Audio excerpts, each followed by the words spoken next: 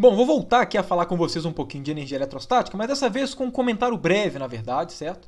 E a ideia disso aqui é mostrar uma outra maneira que a gente tem de calcular, né, e de entender mais ou menos a origem da energia eletrostática.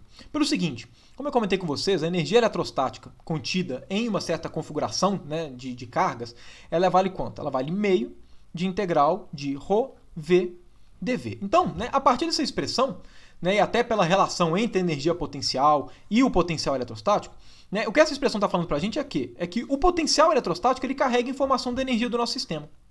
Okay? Ele carrega essa informação. Porém, a gente poderia pensar o seguinte, olha, da mesma forma que o potencial carrega, será que eu consigo escrever essa energia em termos do campo elétrico? E isso para a gente é extremamente importante, certo? Seria conveniente a gente fazer isso. Por quê? Principalmente pelo fato de que o potencial, como eu comentei com vocês, para eu colocar o potencial aqui, tem que ser o potencial com uma condição específica, né, de que v indo para infinito tende para zero. Então eu estou pegando um potencial específico para poder ter essa interpretação, certo? Além disso, o potencial é uma grandeza abstrata que a gente definiu a mais, certo?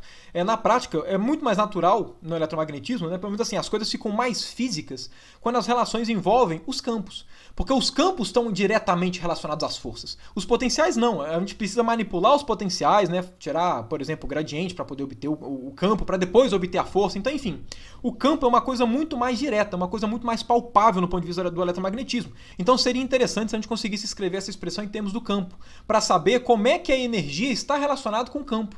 Okay? Porque isso seria muito importante, vai ser importante, né, enfim, ao desenrolar daqui do curso, mostrar que o campo elétrico é uma forma, sim, de se acumular energia. Certo? Inclusive, o princípio de capacitores é isso, né? Exatamente um dispositivo que armazena energia, né, em forma de campo elétrico.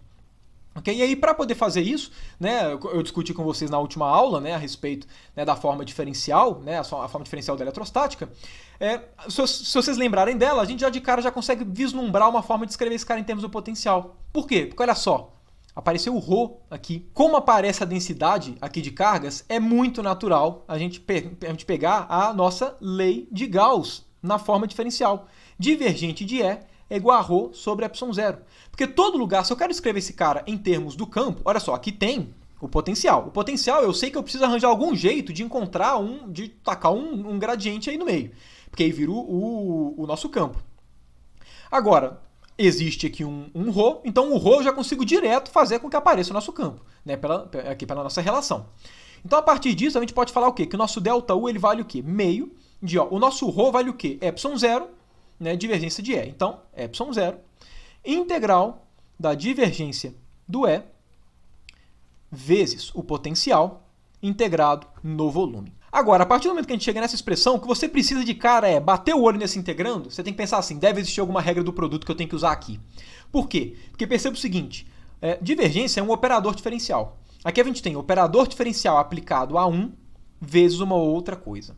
Então isso aqui sugere uma regra do produto, em que você tem um operador diferencial aplicado ao E vezes o V. Porque esse cara daqui seria o operador, seria alguma coisa aplicada ao E vezes o V, que é o que a gente tem, mais o operador aplicado ao V vezes o E. E por que a gente vislumbra alguma coisa do tipo? Porque se a gente conseguir encontrar uma regra do produto que esse cara daqui seja o gradiente, olha só que maravilha, a gente vai ter o campo aparecendo. E aí sim a gente vai conseguir escrever o nosso potencial em termos do campo, certo? Que é exatamente o que a gente busca. Então, bom, a pergunta que a gente tem que fazer é, existe alguma regra do produto no cálculo diferencial que uma das parcelas é esse cara daqui? E a resposta é sim. Existe uma relação que te fala que divergência de uma função vezes um vetor é igual ao quê? Ela vai ser igual a função vezes a divergência do vetor mais o vetor produto escalar com o gradiente da nossa função, ok? Então perceba que esse cara daqui é a parcela que apareceu no nosso. Então, a partir disso, a gente pode escrever a nossa, né, expressão da energia como sendo meio, ok? Então, esse cara daqui vai ser igual a meio, ε0. Aí aqui vai ter duas parcelas, ok? A primeira delas, né, vamos lá, vai ser o quê? Vai ser uma integral de divergência, ok? Vai ser igual a uma integral de divergência do nosso V vezes o nosso campo E, ok? Integrado aqui no nosso volume, ok? Menos integral do campo produto escalar com o gradiente do nosso potencial, né, também integrado no volume, ok? Então temos esse cara daqui. Agora olha só que maravilha, o que a gente faz? Pega esse sinal de menos e joga para cá. Quem que é esse cara daqui? Esse cara daqui é exatamente o nosso campo elétrico. ok? E, olha só, que aqui a gente tem integral no volume de uma divergência, ok? Como a gente viu pelo teorema da divergência, esse cara aqui pode ser escrito como sendo o quê? Como sendo a integral, né, exatamente do fluxo do objeto aqui, né, calculado na superfície fechada, que é delimitada exatamente por esse volume, ok? Então, ou seja, aqui eu vou colocar V, que é o volume, aqui eu vou colocar V, e aqui eu vou colocar a borda do V, ok? Então, a partir disso, o que a gente obtém aqui é a energia eletrostática, né, de uma certa configuração de cargas, ela vale quanto? Meio de ε0, aqui duas integrais. Integral de V é produto escalar com dA, certo? No bordo do nosso volume, que a gente está calculando, ok? Mais integral E com E vai dar E quadrado, módulo ao quadrado do campo, certo? De integrado aqui no volume. Claro, essa integração toda aqui é feita no nosso volume. Então, vamos lá. Essa expressão daqui corresponde ao quê? Corresponde à energia armazenada, né? A energia eletrostática armazenada pelo seu sistema em um volume específico V. Agora, quando a gente escreve essa energia, o que a gente está falando é que existe energia acumulada no campo elétrico. E como a gente sabe, o campo elétrico ele não fica restrito somente a uma região do espaço. O campo elétrico ele tende a se espalhar pelo espaço inteiro. Então, se eu quisesse pegar qual que é a energia eletrostática contida, né, exatamente, por uma certa configuração de cargas que gera um campo elétrico, sabendo que essa energia pode ser vista como estando armazenada no campo elétrico, obviamente, como o campo elétrico se estende a uma região infinita, o mais adequado seria eu pegar um volume que tende a infinito, o espaço inteiro, certo? Quando eu pego esse volume indo para o espaço inteiro, como é que fica o meu ΔV? Olha só, esse cara daqui vai ficar simplesmente a integral do módulo ao quadrado do nosso campo elétrico, integrado no volume, não tem nenhum problema. Agora perceba esse cara daqui, ok? Vamos levar em conta distribuições finitas de carga, ok? Distribuições finitas. E quando eu digo distribuições finitas, né, são aquelas que as cargas não se estendem até infinito, como por exemplo, né, o fio infinito ou o plano infinito. Porque nessas duas situações, quando as cargas vão até infinito, como as cargas estão indo até infinito, a energia eletrostática contida ali ela é infinita. Imagina, qual que é o trabalho que você gasta para poder fazer um fio infinito ou um plano infinito? Pô, você tem que juntar infinitas cargas, então o trabalho é infinito. Por consequência, a energia eletrostática também vai ser. Então, obviamente, a gente vai pegar para distribuições finitas de carga, ok? A gente vai pegar para distribuições finitas de carga. Porque aí, claro, as distribuições finitas vão passar para a gente uma energia eletrostática finita, né? Agora, olha só, se a gente está trabalhando com distribuições finitas e o potencial que aparece aqui é exatamente o potencial que veio dessa expressão, vocês concordam comigo que o potencial que a gente tinha que colocar aqui, ele tinha que ter a condição de que no infinito ele vai para zero? Então, olha só, aqui a gente está calculando a integral desse cara na superfície, no bordo do nosso volume.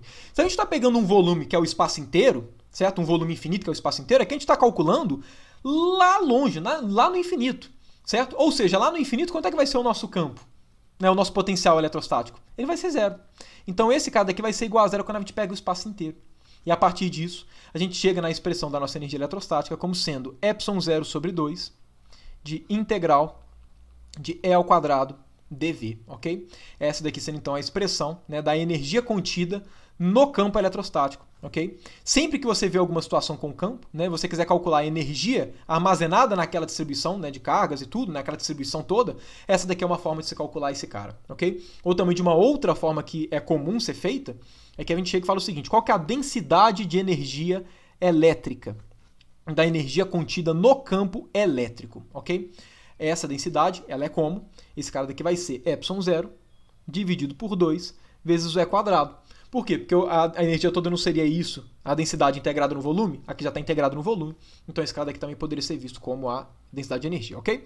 Então isso aqui só para evidenciar o que eu tinha comentado com vocês, ok? E mais uma relaçãozinha, né, de como é que a gente pode usar, inclusive, as relações na forma diferencial. Uma coisa que acaba acontecendo é que para esse tipo de manipulação que a gente fez, né, que a gente manipula, tenta obter a partir de identidades vetoriais novas relações, né, a partir das antigas e por aí vai, as equações na forma diferencial são muito boas. Se você quer obter novas relações, né, derivadas a partir de primeiras relações, a forma diferencial é maravilhosa, você consegue manipulá-la muito bem. Okay? E aqui é um grande exemplo de como é que a gente faz para usar as leis do eletromagnetismo mesmo sem calcular o campo elétrico. Okay? Percebam então aqui, né, que a gente pode interpretar, além dessa expressão daqui, você também pode calcular a energia eletrostática de uma certa configuração a partir dessa integração, né, analisando somente o campo elétrico.